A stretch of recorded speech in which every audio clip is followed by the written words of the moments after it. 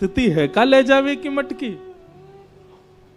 बस सिर पर मटकी धरवाए के माधवी के हाथ दोनों धर के, और ठाकुर जी बस नेत्रन में देखते जा रहे हैं, क्रिया सबरी कर रहे हैं, और ये बस मटकी धराए करके, और ठाकुर जी बोले अच्छा माधवी मैं जा रहा हूं, और कह के ठाकुर जी चले गए। शाम तक ऐसे ही खड़ी रही, नेत्रों से अविरल आंसू बह रहे हैं, ना हिल रही है ना डुल रही है, कोई चेतना नहीं, कोई भावना नहीं। शाम को गोपी जब जल भरवे के काजी आई तो देखी मूर्तिमंत है करके माधवी खड़ी है।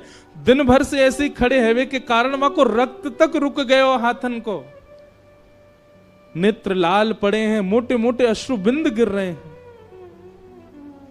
कोई गोपी ने जाकर के एक पानी को छिड़काव मुख पे किया, होश में आई, होश में आते ही गिर पड़ी। गोपी ने कही कहा भे हो?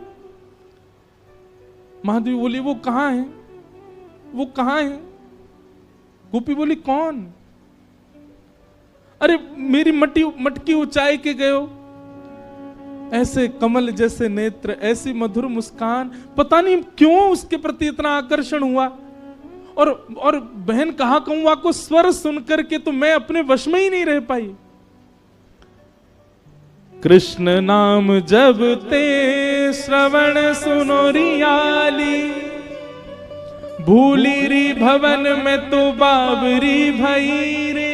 और इस पद की सबसे सुंदर पंक्ति मुझे लगती है, रोम रोम हो मैं तो श्रवण मई रे। मानो मैं कान बंद कर लूं तो कब तक करूं, मेरे रोम सुन रहे हैं उनका नाम, मेरे रोम पुकार रहे हैं उसको, मेरे रोम देख रहे हैं कि वो कहां चला गया।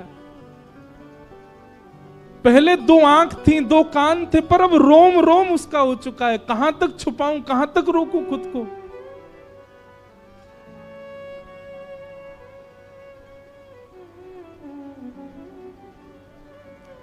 इसी भाव को चतुर्भुज दास जी कह रहे हैं, जुवती जनमन फंदना अंबुज नयन विशाल।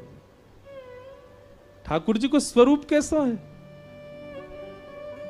बोले एक क्षण के लिए दिखेगा, लेकिन वो एक क्षण के दिखवे के बाद में ऐसी स्थिति कर जाएंगे आपकी, कुछ नहीं कर पाओगे।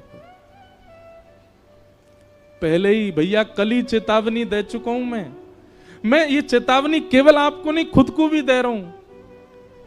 ज्यों ज्यों रस बढ़े, ज्यों ज्यों कथा में भाव बढ़े, मैं खुद को भी चेतावित करूं